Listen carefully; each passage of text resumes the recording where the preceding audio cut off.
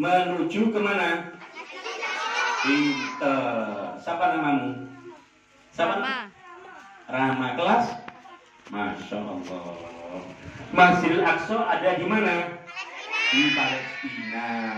Masjidil Aqsa Al-Quds ada di Palestina. Itu namanya perjalanan Isra-nya. Kemudian dilanjutkan oleh Allah perjalanan Nabi Muhammad Sallallahu Alaihi Wasallam untuk melakukan Mi'raj. Mi'raj adalah perjalanan Nabi Muhammad dari Masjidil Aqsa untuk menghadap ke Allah Subhanahu wa Ta'ala. Tujuannya tiada lain adalah mendapat perintah melaksanakan apa? Melaksanakan perintah sholat. Ada berapa sholat? Berapa kali dalam sehari? 5. Yang pertama zuhur. Ada berapa rakaat zuhur? 4 rakaat. Yang kedua asar. Ada berapa rakaat asar? 4. Setelah asar maghrib. Ada berapa rakaat maghrib? 3.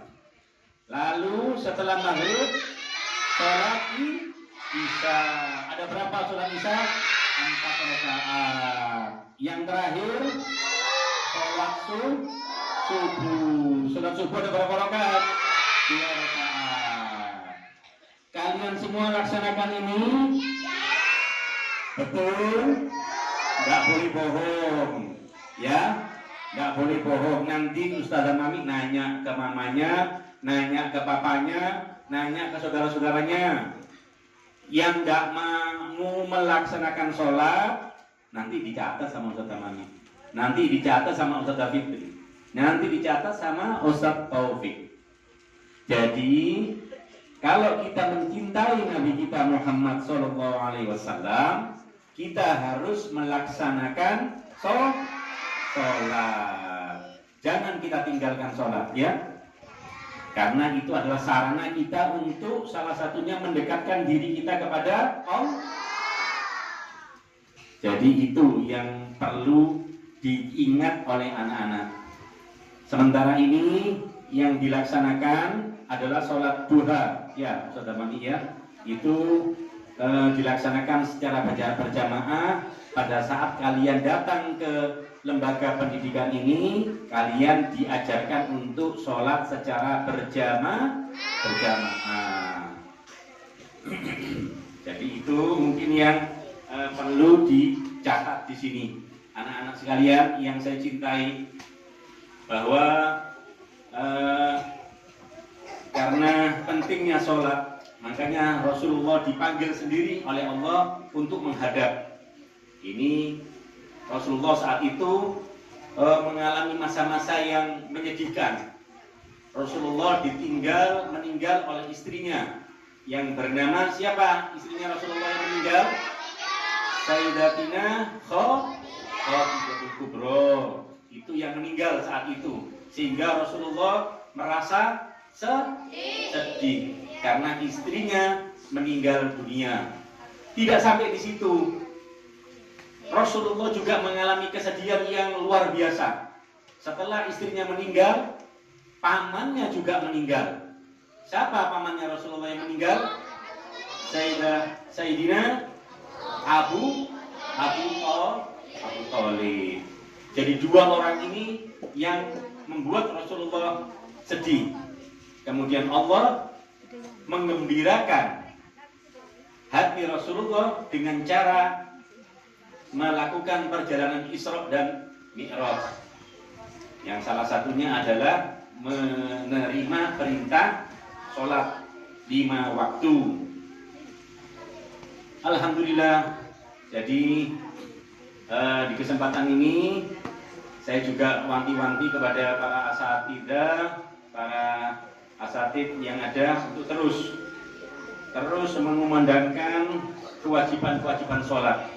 kepada anak-anak yang kita cinta ini, karena anak-anak ini dititipkan kepada kita adalah bentuk rasa kepercayaan, dan ini amanah ini berat, dan saya pikir para asatid yang ada di sini harus bekerja sama untuk terus mengingatkan kita tidak terpaku dengan cara bacaan saja, tapi gerakan demi gerakan itu juga perlu kita ajarkan kepada anak-anak yang kita cintai semua ini, dengan harapan apa yang ada di lembaga pendidikan ini bisa dipraktekkan secara sehari-hari di kehidupan di rumah masing-masing para anak-anak didik yang kita cintai ini.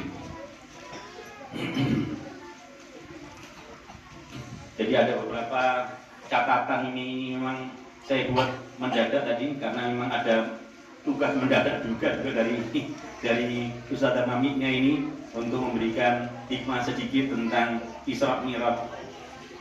Jadi ada hikmah juga dari Isra Mi'raj ini adalah salah satunya menyampaikan sesuatu karena memang Isra Mi'raj ini adalah hal yang saat itu mungkin ya di eranya Rasulullah itu tidak ada mobil, tidak ada pesawat, sehingga perjalanan-perjalanan yang ditempuh oleh junjungan Nabi Muhammad SAW yang cuma satu malam itu diceritakan oleh Rasulullah kepada umatnya, dan umatnya banyak yang menyangkal, banyak umatnya yang tidak mempercayai ceritanya Rasulullah ini, banyak yang tidak mempercayai, bahkan banyak yang sudah beriman kemudian menjadi tidak beriman, tidak mempercayai apa yang diceritakan oleh Rasulullah Sallallahu Alaihi Wasallam, kecuali sahabat Rasulullah. Siapa sahabat Rasulullah yang percaya dengan ceritanya Rasulullah? Abu Bakar As-Siddiq. Makanya dijuluki Abu Bakar adalah As-Siddiq karena berani menyampaikan atau menerima kebenaran yang diceritakan oleh junjungan kita Nabi besar Muhammad Sallallahu Alaihi Wasallam. Jadi kita selaku para pendidik, para asatid dari sini harus berani menyampaikan segala sesuatu, apalagi sesuatu itu adalah yang menyangkut dengan kebenaran. Sampaikan, walaupun itu pahit, kulil haq walau kana murran itu. Jadi di kesempatan ini saya juga mengingatkan kepada para asatidah yang ada di lembaga pendidikan di bawah naungan Yayasan Sumur Putih untuk terus menemani, membimbing anak-anak didik kita yang kita cintai ini dengan penuh kesabaran, ketabahan, ketekunan, yang mana ini memerlukan perjuangan yang luar biasa. Perlu kerjasama di antara kalian, karena yang namanya kepala sekolah, baik itu Ustadzah Mami, Ustadzah Diana Fitriani, kemudian Ustadz Taufik Rahman, tidak akan ada artinya kalau tidak didukung oleh para asatidah yang lainnya. Jadi perlu kerjasama, perlu koordinasi, walaupun yang namanya kepala sekolah adalah yang memegang tampuk kepemimpinan. Beliau bertiga ini yang menjabarkan kebijaksanaan ke kalian semua. Jadi saya selaku ketua yayasan tidak henti-hentinya terus mengawal, terus memonitor, walaupun tidak langsung datang, kadang-kadang saya pantau dari media sosial yang ada. Jadi dari status-status para asatidah itu saya pantau, saya lihat, jadi saya cermati. Kemudian saya memang jarang berinteraksi dengan para asatidah secara keseluruhan, tapi saya terus pantau. Kadang-kadang tidak mungkin saya ceritakan, ini saya kadang-kadang telepon itu juga ke Ustadzah Mami gitu ya. Kalau ke Ustadzah Fitri memang agak jarang. Kalau kejadian-kejadian yang urgent saja, itu saya tanya langsung ke beliau, Jadi apa yang menjadi kesulitannya, apa yang menjadi masalah-masalah yang muncul gitu ya.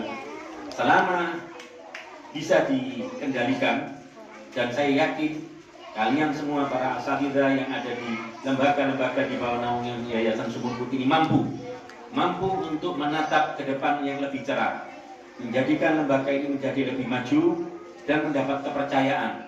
Untuk membangun trust atau kepercayaan masyarakat ini diperlukan perjuangan yang tidak mudah. Perlu langkah-langkah konkret, tidak cepat puas. Terus kembangkan minat bakat anak-anak didik kita yang kita cintai. Saya yakin di antara mereka pasti ada minat-minat yang luar biasa. Ini yang perlu kita poles. Dan saya yakin para asatidzah yang ada di Sumur Putih ini mampu untuk mengemasinya dengan baik. Mungkin itu yang bisa saya sampaikan. Jadi sekali lagi, masalah sholat ini penting. Bahkan orang tua mewajibkan sholat itu sejak usia berapa? 7 tahun. Dan setelah usia 10 tahun, kita juga diwajibkan untuk memberikan peringatan dengan cara memukul, tetapi memukul di tempat-tempat yang tidak berbahaya. Dengan harapan apa? Arti pentingnya sholat. Jadi sholat ini tidak bisa ditinggalkan dengan alasan apapun. Tadi Ustazah Mami cerita bahwa subuh yang sering ditinggalkan karena kesiangan untuk bangun pagi. Makanya minta ke mamanya, kalau mamanya sudah bangunin, cepat bangun. Jangan kemudian diajak tengkar mamanya atau papanya kalau misalnya dibangunin untuk sholat. Ngerti anak-anak? Itu mungkin yang bisa saya sampaikan. Ada kurangnya saya minta maaf. Harapan saya tetap kepada para asatidzah yang ada untuk tetap sabar mengemban amanah yang diberikan para orang tua murid kepada orang tua wali murid kepada kita. Allahumma waffiq ila aqwamit thoriq. Wassalamualaikum warahmatullahi wabarakatuh.